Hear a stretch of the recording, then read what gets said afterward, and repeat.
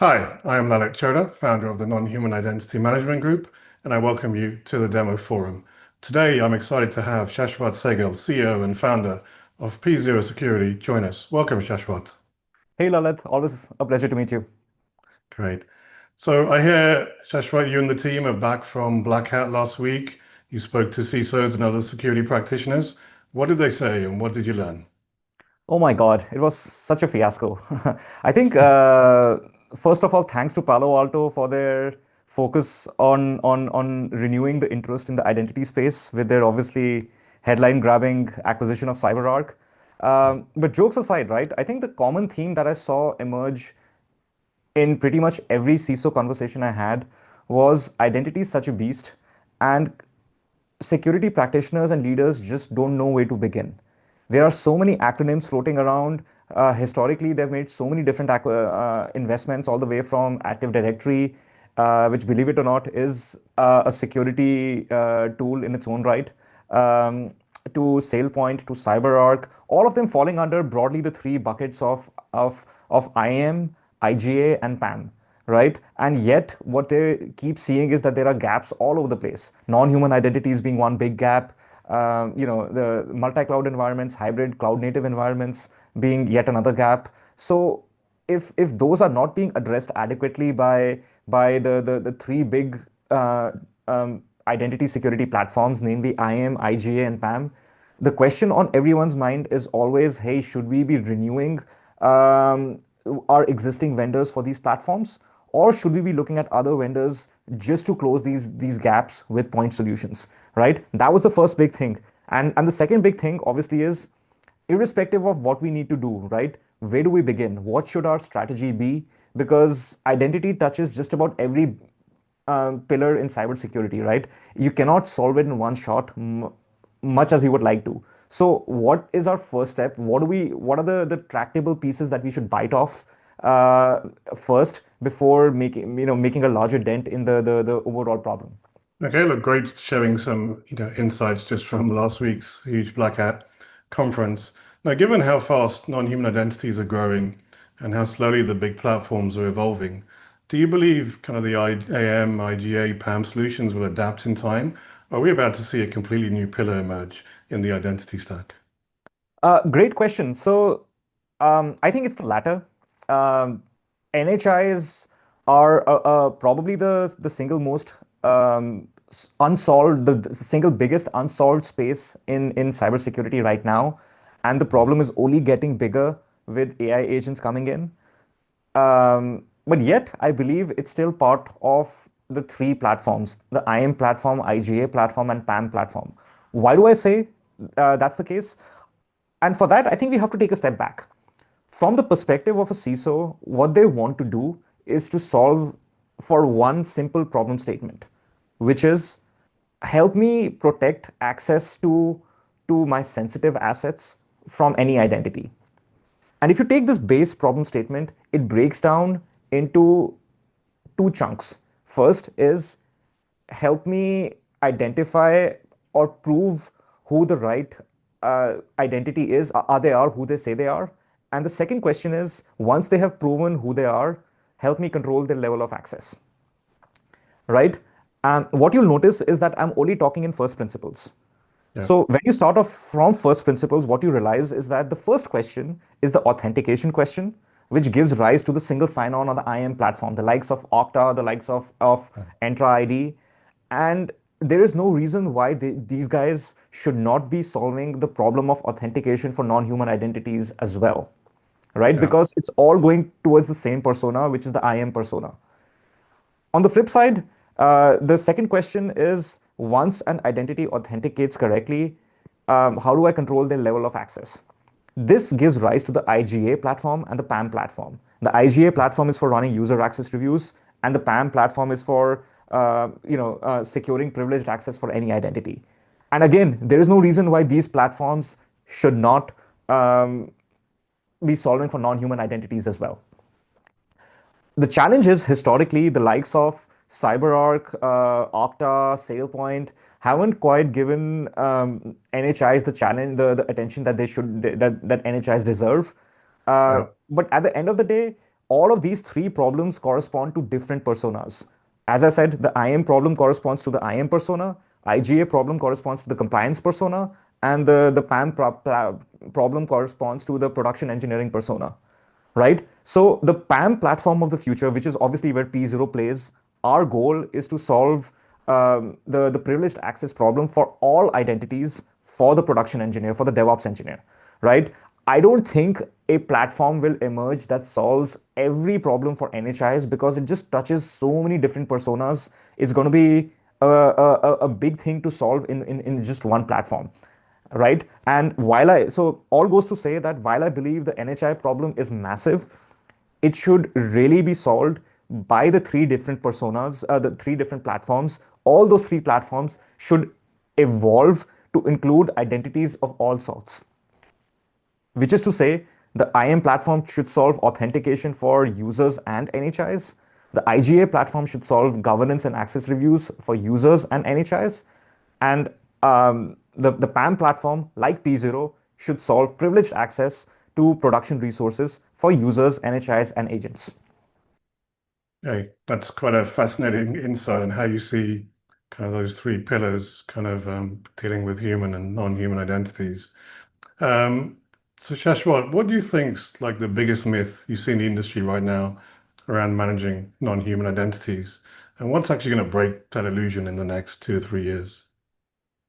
Fantastic question. I think one thing which I don't like about security in general, and not just about NHIs, but security marketing in general, is that it Yeah, it, it relies a bit too much on creating fear, or as the industry practitioners call FUD, fear, obfuscation, and doubt, right? Um, why is it relevant to NHIs? While I think NHI problem is massive, I don't like the ways many industry. I think the term this statistic around how NHIs outnumber users to by a factor of 50 to 1, right? I've seen various outlets, some calling it 45 to 1, some calling it 85 to 1, others saying 100 to someone, 1. someone 50. Yeah, like it's like come up with your metric based on the study that you have run. Uh, but this kind of fear-based marketing, I think it misses the point. Why do I say that? Let's take this argument to its I wouldn't call it a logical conclusion, uh, but let me take a slightly different example. What outnumbers human identities by a factor of 10,000 to 1 or even 100,000 to 1? Lines of code. Does that mean we should be worrying about every line of code as much as we worry about users? Probably not, right? Um, Again, I'm making a bit of an absurd argument, but the point I'm trying to make is that creating this marketing myth that just because something is very large in number doesn't necessarily make it scary or dangerous. Instead, what we should be talking about is the explosion in access paths to sensitive assets, because that is what truly matters. If you're a CISO, you don't get out of your bed uh, at night worrying about how many lines of code exist or worrying about how many non-human identities exist, right? What you worry about is, at the end of the day, are there sensitive assets and are there access paths to those sensitive assets that you haven't thought about, right? So framing this problem in terms of how there's an explosion of access paths from identities of all sorts to your crown jewels, right? It could be your production applications, it could be your customer data, it could be your customer tenants, right? I think that is what we should be talking about as an industry, rather than coming up with, you know, interesting sounding statistics like 45 to 1 or 85 to 1, which kind of miss the point, right? At the end of the day, the reason we exist is to solve is to prevent hackers from gaining, from malicious actors from gaining access of our crown jewels. And for that, the only metric that matters is how many access paths there are starting from your crown jewels to identities of any shapes and forms, right? That is the metric we should be talking about, rather than coming up with things like, hey, there are so many non-human identities. Because at the end of the day, there might be many NHIs which are just lying there, right? Like there may be a service account, but as long as that service account cannot touch anything, who cares? right? At the end of the day, you should really be concerned about service accounts, IAM roles, principals, API tokens, etc., that can actually reach sensitive assets. Yeah, look, I fully agree with you, Shashwat. Look, it's all about risk, right? Not necessarily the number. And you have to take a risk-based approach going after your most riskiest assets and your most riskiest NHIs. So look, I do agree to some extent the size problem kind of, is creating fear, but naturally the numbers do outweigh humans significantly. So from a remediation risk standpoint, you're still dealing with a lot more risk to remediate. And then I guess generally the controls around NHIs historically have been very weak, right? And so that's really what we need to focus on. Okay, look, yeah, again, look, great thoughts. Look, if you had to place a bet, do you think NHIs will be ultimately governed in the same system as human identities? Or do you think we'll have to build entirely new architecture from the ground up to Yeah. manage kind of non-human machine identities? I'll die on the hill, which is that there'll be three platforms in identity security: the IAM platform, the IGA platform, and the PAM platform. And all of them will eventually have to solve for identities of all stripes: users, agentic, or NHIs. Okay. So you touched on something there about all identities, and that sort of leads on nicely to a topic that's really hot at the moment. We hear a lot about sort of identity fabrics and data fabrics in the industry. Like, where do you think non-human identities fit into that vision, and how does P0 position itself in that future model? Like, what does an identity fabric layer consist of, and how is P0 addressing that kind of Yeah, strategic absolutely. direction? Great question. So I think all of these concepts, around NHIs, around identity fabric, around ISPM, around CIEM, all of these have come up in the last few years. Mm. And at their core, they've come up because customers have found that identity is the ultimate attack vector. It's the ultimate big rock, holy grail in cybersecurity. And the three core platforms, the IGA platform, PAM platform, and IAM platform, they haven't kept up with the amount of threats that have been thrown their way from various different pieces of the identity stack, right? So Yeah, when something like that happens, obviously this gives a big opportunity for startups to come up and start, going up against the incumbent vendors. Um, but in the beginning, most of the startups or most of the gaps are being addressed. They are small to begin with, and they keep growing bigger and bigger and bigger over time until they subsume one of the big rocks, right? Again, those three big rocks being the IM, IG, and PAM big rock. mm, And this is where I believe all of these uh, things entered. This notion of an identity fabric entered. 20 years ago, people didn't really used to talk about identity fabric, right? And the IM, IGA, and PAM platforms existed more or less in isolation, in distinct silos. yeah, And once people started noticing that, hey, there are gaps within identity that ideally these three platforms should be addressing, but they are not, the logical next step is, okay, show us the gaps, right? In other words, visibility is always the first step in solving a problem. You cannot solve a problem if you don't know what the problem is or what it looks like, right? And this leads to gaps like ISPM or CIEM or NHIM. It's just solving a new gap. And once there is adequate visibility of the gap, my bet is that they will get absorbed into one of the three larger platforms. In other words, the yeah, three larger platforms will evolve to include some of these use cases. So while to answer your question, right, while identity fabric is absolutely the rage right now, ultimately it serves a purpose in as part of all three different platforms, right? Why does it matter specifically for P0? Ultimately, at P0, our goal is to help solve privileged access for the production stack, for all kinds of identities, users, NHIs, and agentic identities.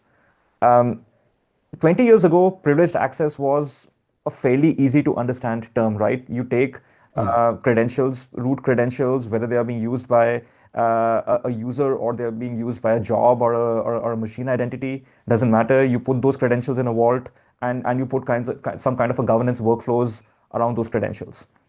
But increasingly, the complexity of NHIs means that there are many different kinds of identities that can access your sensitive assets.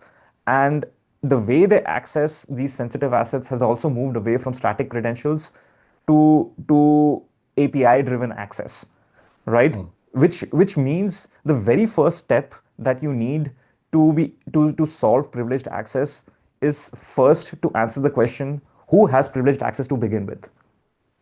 That is the path that we are taking at P0. The next gen PAM platform like P0 will start off by creating a full posture and inventory of privileged access across users, agentic and non-human identities. That's step one. And step two, it will help overlay governance workflows. And step three, it will help with actual orchestration of privileged access by workflows for short-lived, just-in-time, ephemeral, and least privileged access for, again, for identities of all stripes. And that is ultimately what we are building.